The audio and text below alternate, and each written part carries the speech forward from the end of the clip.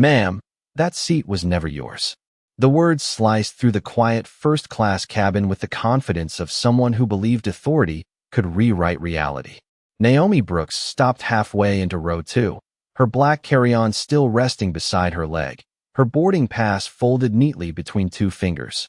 She looked nothing like the image the flight crew expected.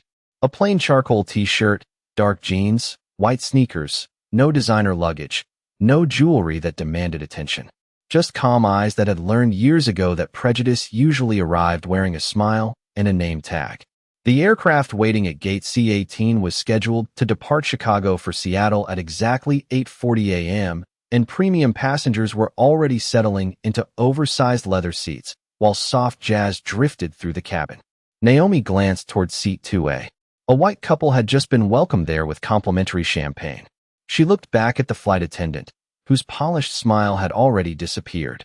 "My boarding pass says 2A," Naomi replied quietly, holding it out without a hint of irritation. The attendant barely looked at it before shaking her head. "Our system says otherwise." Another crew member stepped closer, tablet in hand, tapping the screen with practiced confidence. "There is no Naomi Brooks assigned to first class," he announced, loud enough for nearby passengers to hear. Curious faces turned. A businessman lowered his newspaper. A college student paused her headphones. An elderly veteran looked over the top of his reading glasses. The atmosphere shifted, not because anyone understood what had happened, but because everyone recognized the uncomfortable silence that follows public embarrassment. Naomi studied the tablet for only a second before lifting her eyes. She had seen that expression before. 21 years earlier, a hotel clerk had insisted she couldn't possibly have reserved the executive suite she had already paid for. 15 years earlier, a banker had questioned whether the six-figure deposit she carried belonged to her. Different cities, different uniforms, the same assumption. She slipped the boarding pass back into her pocket. "Would you mind checking?" "Again?" she asked. The attendant folded her arms. "There's nothing to check." A younger crew member standing several feet away glanced nervously toward the tablet. For the briefest moment, her eyebrows tightened, as though something on the screen didn't match what she remembered seeing only minutes before. She opened her mouth, then quickly closed it when the senior attendant looked her way. Across the aisle, the businessman leaned toward his wife. "Strange," he whispered. "I thought I heard the gate scanner approve her boarding." The senior attendant ignored him. "You'll need to move to economy while we sort this out." Naomi remained exactly where she was. Not defiant, not angry, simply still. The calm unsettled them far more than an argument would have. Another crew member reached the tablet, tapped twice, then nodded with visible satisfaction. "Record confirmed," he declared. "Seat 2A has never been assigned to this passenger." Naomi noticed the faint reflection of the screen in the cabin window. A timestamp flashed for less than a second before disappearing. Someone had changed something. Someone believed a digital record could erase the truth. She slowly removed her phone, unlocked it, and typed a single sentence before placing it back into her pocket without waiting for a reply. No raised voice. No dramatic speech. No threats. Just 6 quiet words sent into a world the crew couldn't see.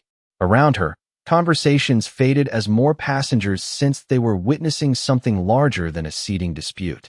The young flight attendant standing near the galley looked once more at the tablet, then at Naomi, uncertainty replacing confidence. She knew what she had seen before boarding began. She also knew speaking up could cost her everything. The senior attendant straightened her uniform and pointed firmly toward the rear of the aircraft. "Ma'am, either you leave first class voluntarily, or we'll make other arrangements." Naomi looked toward seat 2A one last time before meeting the attendant's eyes. Her expression never changed. "Interesting," she said softly. "Because a few minutes ago, that seat knew exactly who I was." No one moved. The silence inside the cabin became heavier than the sound of the engines waiting outside. The senior flight attendant folded her hands with the confidence of someone who believed the discussion had already ended. Naomi Brooks simply stood beside row 2, her carry-on still at her side, never raising her voice, never stepping backward. Across the aisle, the white couple settled deeper into seat 2A, exchanging uncertain glances as though they had suddenly realized they had walked into a story they did not understand. The husband cleared his throat. "Are you sure this is our seat?" he quietly asked. The attendant smiled politely. Absolutely, sir. There was an error during boarding, but everything has been corrected. Naomi listened without interrupting. She had spent decades sitting across negotiation tables where the loudest person in the room was usually the least informed. She knew the difference between confidence and certainty. They often looked identical until the facts arrived. Another flight attendant stepped closer carrying a handheld scanner. He scanned the boarding pass the couple had just presented, then nodded toward the senior attendant before looking directly at Naomi. You are welcome to remain on the flight, he said. But your assigned seat is in economy. Naomi answered with the same steady tone. Would you tell me which seat number? The question caught him off guard. His fingers hesitated above the screen. He looked down, then back up again. The system is still updating. So there is no seat number? Naomi asked. He avoided her eyes. It will appear shortly. Several passengers exchanged quiet looks. The businessman who had been reading earlier slowly folded his newspaper completely. Even he recognized the answer did not fit the question. Near the front galley, the youngest member of the cabin crew watched every exchange with growing concern. Emily Carter had joined the airline only 8 months earlier. She still believed every policy existed to protect passengers instead of protecting appearances. Just before boarding had begun, she distinctly remembered seeing Naomi Brooks listed beside seat 2A with a special notation she had never seen before. Now that notation had disappeared entirely. Emily glanced toward the tablet resting in the senior attendant's hand. A tiny synchronization icon continued spinning in the corner of the display before finally stopping. Something had changed after boarding began. She knew it. Her heartbeat quickened, but she remained silent. Across the cabin, a passenger quietly opened a travel application on his phone and refreshed the seating chart available through the airline's customer portal. That is odd, he murmured to the woman beside him. First class showed as completely full an hour ago. The woman frowned. Maybe someone upgraded. Maybe, he answered, although he no longer sounded convinced. Naomi reached down, placed her carry-on neatly beside the bulkhead, and calmly took the empty jump seat nearest the boarding door after asking permission to sit temporarily while the matter was resolved. The gesture surprised everyone. She was not resisting. She was waiting. The senior attendant interpreted the calm as surrender. Thank you for cooperating, she said with visible relief. Naomi simply smiled. I have learned that patience often reveals more than arguments ever do.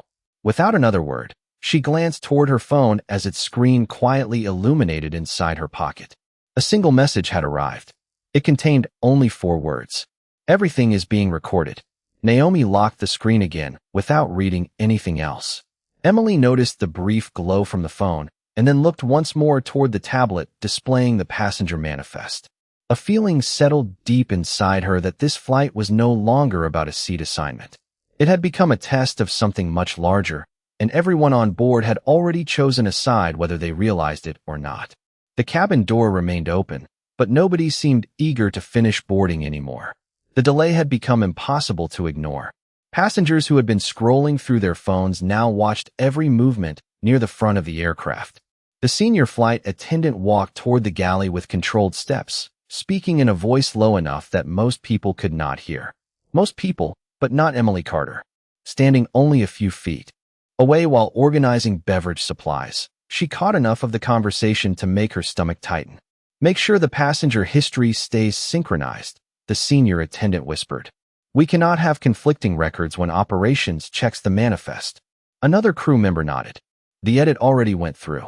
It shows she never had first class. Emily froze. Edit. The word echoed in her mind. Passenger assignments did not simply disappear. Every change left a digital trail. Every adjustment required authorization. She looked toward the tablet again, noticing that the modification timestamp matched only a few minutes earlier, well after boarding had already begun. Across the aisle, Naomi Brooks remained quietly seated near the boarding entrance, her hands resting calmly on her carry-on. She appeared completely relaxed, almost detached from the tension surrounding her. Yet every few moments, her eyes drifted across the cabin with quiet precision, observing conversations, expressions, and details that everyone else overlooked. The businessman who had questioned the missing seat leaned toward another passenger. I travel almost every week, he whispered. I have never seen a passenger disappear from the system after boarding. The woman beside him nodded slowly. Neither have I. Near the jet bridge entrance, a gate supervisor stepped inside carrying another tablet. The senior attendant approached him immediately. They exchanged several words before he looked toward Naomi with visible skepticism. He walked over. Ma'am, I am David Reynolds with Airport Operations. We have reviewed the current passenger manifest, and unfortunately your name does not appear in the first-class cabin. Naomi looked at him politely. Did you review the original boarding record, or only the current one? David hesitated. The current manifest is considered official. Naomi gave a faint smile. Sometimes official and original are not the same thing. The answer lingered in the air. David looked uncertain for the first time. Emily lowered her eyes, pretending to arrange supplies while her thoughts raced. During training, instructors repeated one rule more than any other. Never alter passenger information after boarding unless directed through central operations. The airline treated that rule as sacred because accurate records protected passengers, crew members, and the company itself. If someone had changed Naomi's assignment manually, the situation was no longer a customer service issue. It had become something far more serious. Emily quietly opened the internal crew application on her company device. She searched for historical synchronization logs. A warning immediately appeared. Access denied. She frowned. That screen had never appeared before. Someone had restricted access only minutes earlier. Her pulse quickened. She glanced toward Naomi again. Their eyes met for the briefest second. Naomi offered nothing more than a calm, reassuring nod before looking away again. Somehow that simple gesture steadied Emily's nerves.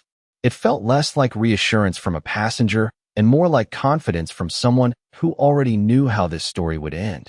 Behind them, boarding announcements continued through the terminal, but inside the aircraft the atmosphere had completely changed. Conversations had become whispers. Every glance seemed to ask the same silent question. If the records had truly been changed, who had the authority to do it? And why would anyone take such a risk over a single passenger wearing jeans and a simple black shirt? Emily slowly closed the application and took a deep breath. For the first time since joining the airline, she realized that remaining silent might be easier than speaking the truth, but it would also make her part of the very record someone was trying so desperately to rewrite. Emily Carter could hear her own heartbeat over the quiet hum of the cabin ventilation. Her hands remained steady as she stacked paper cups inside the galley, but her thoughts refused to settle. She replayed the boarding process in her mind one detail at a time. Seat 2A. Naomi Brooks. Executive clearance notation. Green confirmation. Then, minutes later, nothing. It was as if the system itself had decided to forget someone who had already been welcomed aboard. Emily knew computers did not simply forget. People made computers forget. The senior flight attendant returned from speaking with airport operations wearing a satisfied smile that looked almost rehearsed. Everything is resolved, she announced to the surrounding crew. The manifest is clean now. The choice of words caught Emily immediately. Clean. Not corrected. Not verified. Clean. Across the cabin, Naomi remained seated with remarkable composure, watching passengers instead of crew members. She seemed more interested in the reactions unfolding around her than in defending herself. The businessman who had questioned the missing assignment finally stood and addressed the gate supervisor. "Excuse me," he said politely. "I boarded before she did. I distinctly remember hearing the scanner confirm her boarding pass. Is there another record you can compare?" David Reynolds shifted uncomfortably. "Sir, we rely on the current system." "Current is not always accurate," the businessman replied. Several nearby passengers quietly nodded in agreement.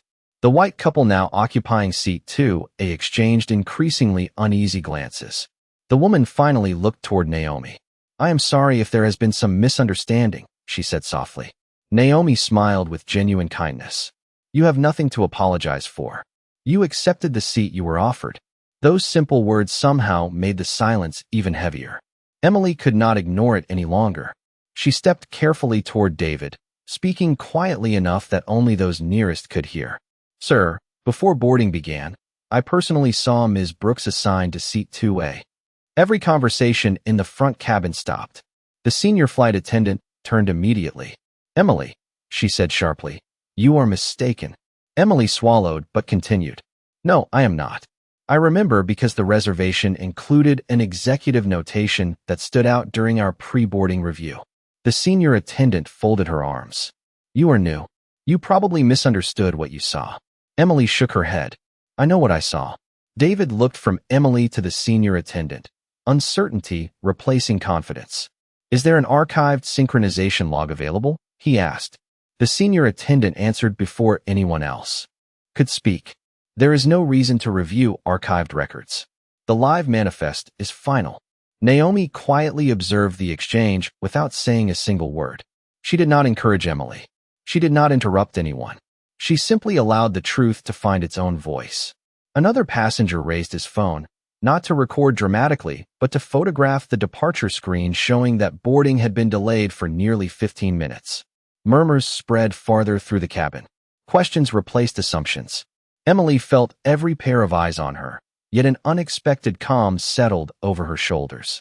She had crossed the point where fear controlled her decisions.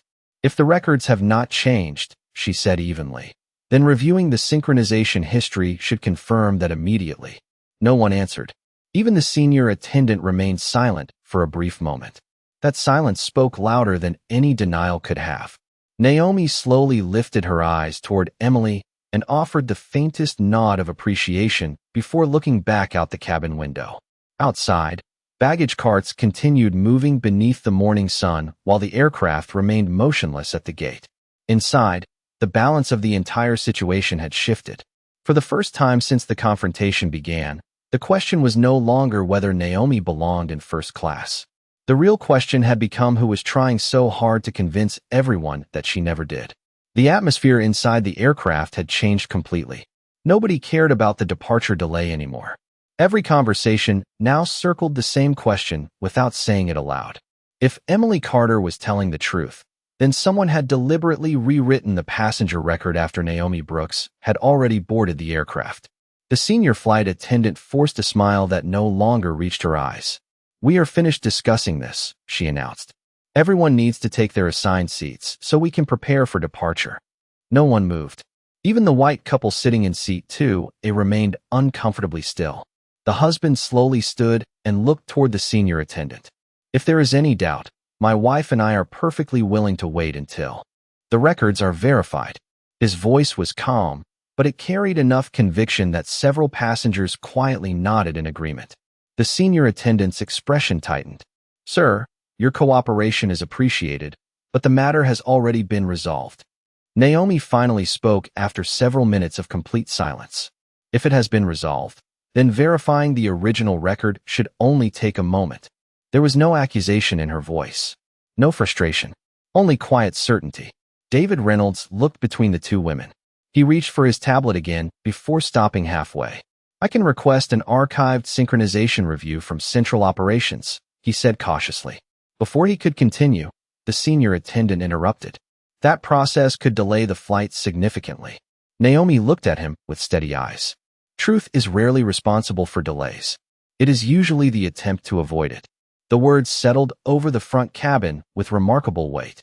Emily lowered her eyes for a moment as memories from her first week at the airline returned.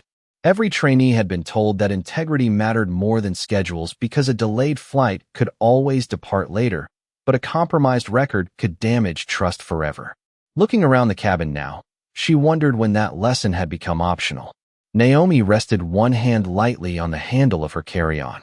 The tension surrounding her stirred another memory, one she had carried for nearly 2 decades. She remembered standing alone at another airport early in her career, wearing an inexpensive business suit she had saved months to purchase. A gate agent had looked at her boarding pass, then at her face, and quietly asked if she was certain she belonged in the premium cabin. The question had been polite enough that nobody else noticed it, yet she remembered every word. She had spent the entire flight wondering why proving she belonged always seemed to require more evidence than simply presenting a valid ticket. That memory never made her bitter. It made her determined. She promised herself that if she ever had the power to shape an organization, dignity would never depend on appearances. The memory faded as she returned her attention to the present. David finally spoke again. I believe we should request the archived logs. The senior attendant answered immediately. There is no operational need. Emily quietly lifted her head. With respect, there is now. Every eye shifted toward her once more. The businessman folded his newspaper and placed it inside his briefcase. I agree, he said. We have witnesses, conflicting statements, and a boarding delay. Verification protects everyone. The cabin became silent again. Outside the window, the morning sun reflected across the aircraft wing while ground crews continued their routines, unaware that inside the cabin something far more important than an on-time departure was unfolding. Naomi remained perfectly composed. She had not demanded special treatment. She had not raised her voice. She had simply refused to let a false record become the final version of the truth. And somewhere beyond the aircraft, far outside the view of everyone on board, the 6-word message she had quietly sent earlier was already setting another process into motion, one the crew had not anticipated and could no longer stop. David Reynolds took a slow breath before pressing the request button on his tablet. The spinning icon remained on the screen for several seconds before another notification appeared. Archive review pending authorization from Central Operations. He frowned. That request usually required less than a minute. Today, the system responded differently. The senior flight attendant noticed the delay and immediately stepped closer. There is no reason to involve headquarters, she insisted. The current manifest is valid. David did not answer right away. Instead, he looked toward Emily Carter. You are prepared to state that you personally saw Ms. Brooks assigned to seat 2A before boarding began. Emily nodded without hesitation. Yes, sir. I reviewed the premium passenger list with the rest of the crew. Her name was there. Another silence settled across the cabin. Naomi Brooks remained seated exactly where she had been since the disagreement began. She checked neither the time nor the growing line of delayed passengers. Outside the aircraft, her attention stayed fixed on the people around her. Years of leading negotiations had taught her that the most revealing moments arrived after everyone believed they had already won. Her phone vibrated once. She glanced down briefly before locking the screen again. The message contained only 3 words. Protocol 7 activated.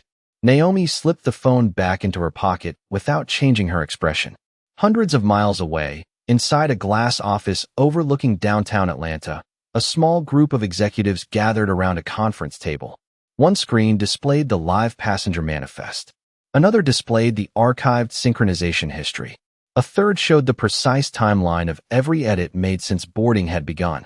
Beside the conference table stood Naomi's executive assistant, Rachel Bennett, speaking with calm precision. The unauthorized modification occurred 6 minutes after the passenger successfully boarded. The account used to authorize the change originated from a cabin crew terminal. Internal audit has confirmed the digital signature. Around the table, no one interrupted. They simply watched the evidence continue to populate the screen. Back inside the aircraft, David's tablet chimed. A secure message had arrived from Central Operations. Authorization approved. Retrieving archived records. The progress bar slowly advanced.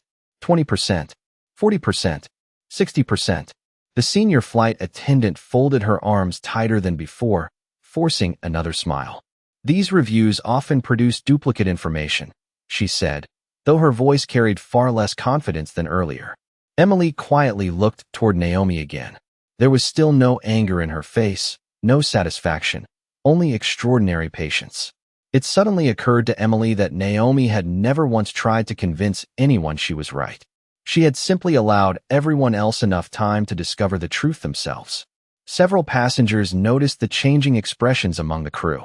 The businessman leaned toward David and asked quietly, "Something is coming back, is it not?" David answered honestly, "Yes, sir. The archive is responding." Every eye drifted toward the tablet. 90%, 95%, complete. David stared at the screen without speaking. His expression shifted from confusion to disbelief. There were now 2 separate records displayed side by side. One showed Naomi Brooks assigned to seat 2A before boarding. The other showed the assignment removed several minutes later through a manual override. Beneath the entries appeared another line that made his face lose all color. User modification successfully logged. Audit trail permanently preserved. Nobody in the front cabin knew exactly what David was reading, but everyone recognized the look of someone whose understanding had changed completely. Naomi slowly lifted her eyes toward him. "Sometimes," she said softly, "the truth is not hidden. It is simply waiting for the right person to look in the right place. David looked up from the tablet, his voice barely above a whisper. The original record was never erased. It was overwritten, and every change was recorded. The words hung motionless in the cabin, and for the first time since boarding began, it was no longer the passengers who were being questioned. It was the crew themselves. David Reynolds looked up from the tablet as though the weight of the device had suddenly doubled.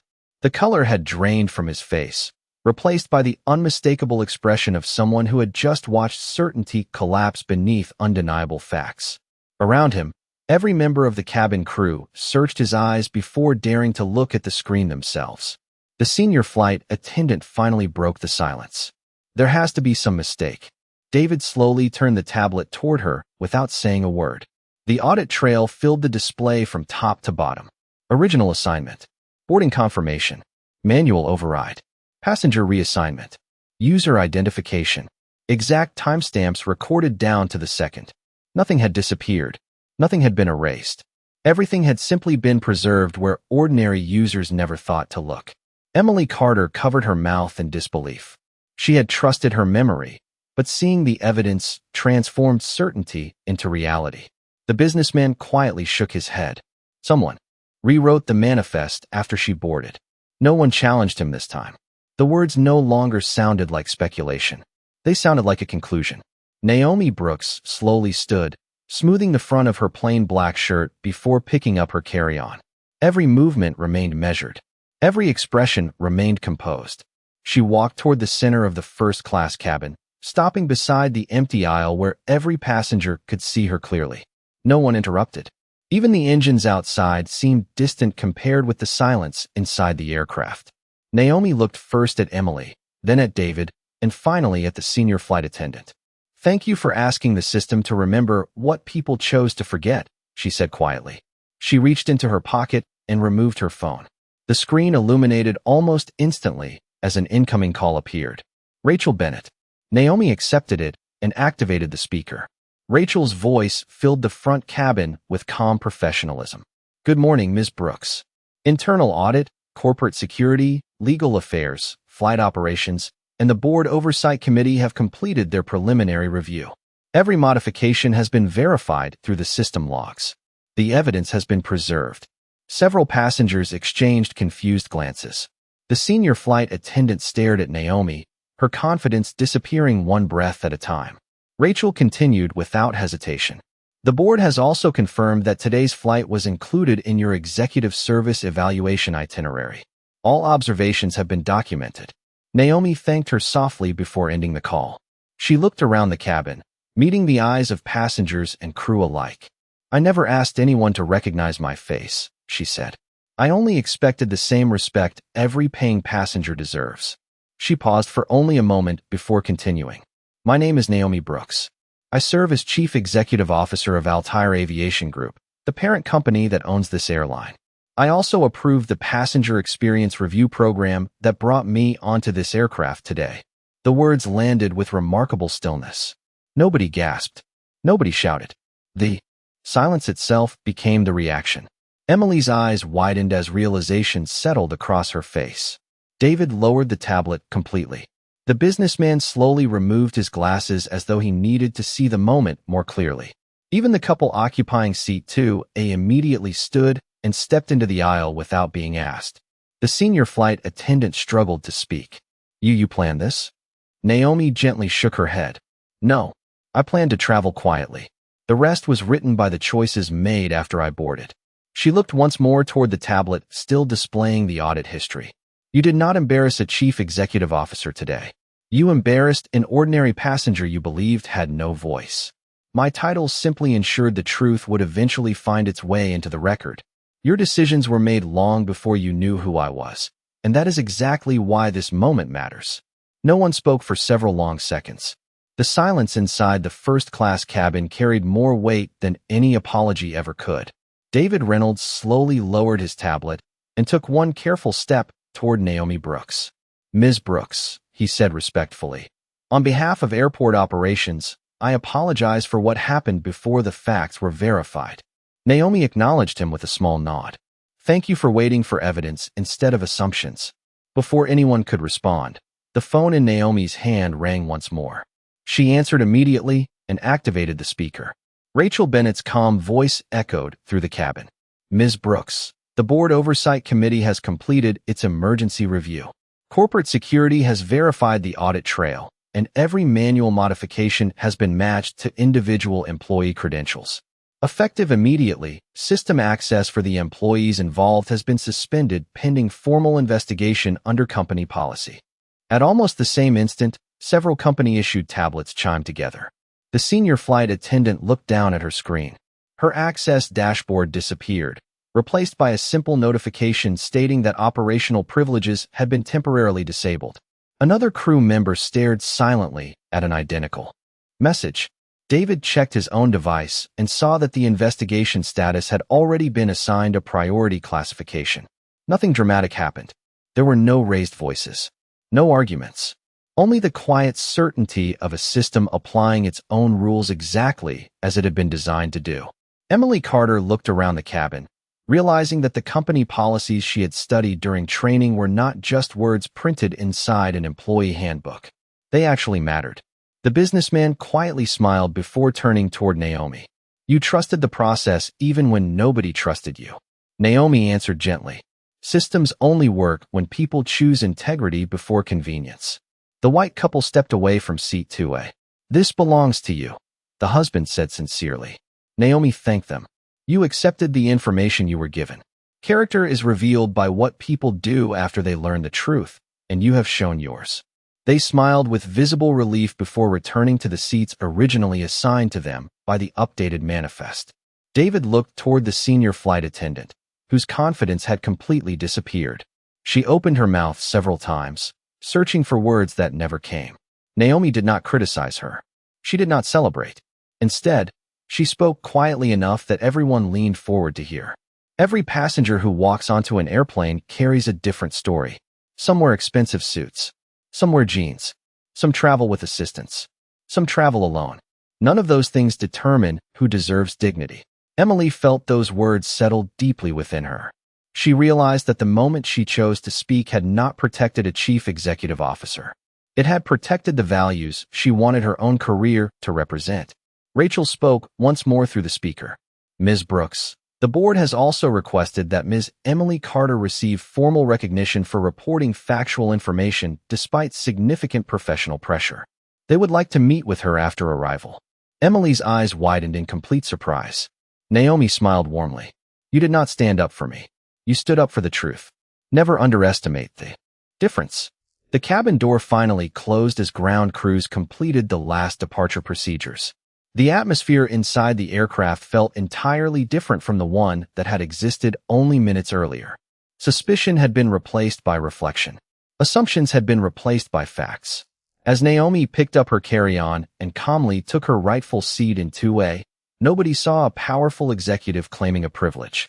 They saw an ordinary passenger receiving exactly the respect that should never have depended on appearance, title, or anyone else's expectations.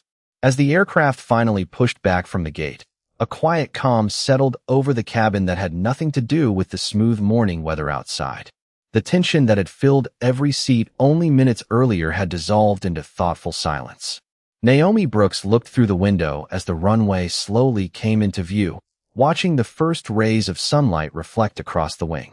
She had taken hundreds of flights throughout her career, yet she knew this one would be remembered for reasons that had nothing to do with the destination. David Reynolds walked to the front of the cabin one last time before returning to his assigned responsibilities. Ms. Brooks, he said sincerely, today reminded all of us why procedures exist. They are meant to protect people, not assumptions. Naomi smiled warmly. Then let today protect more people than just me. Emily Carter quietly resumed preparing the cabin for departure.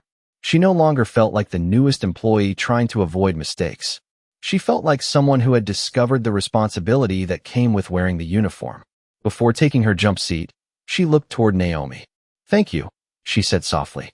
Naomi tilted her head. For what? Emily answered without hesitation. For showing me that staying silent would have been the bigger mistake.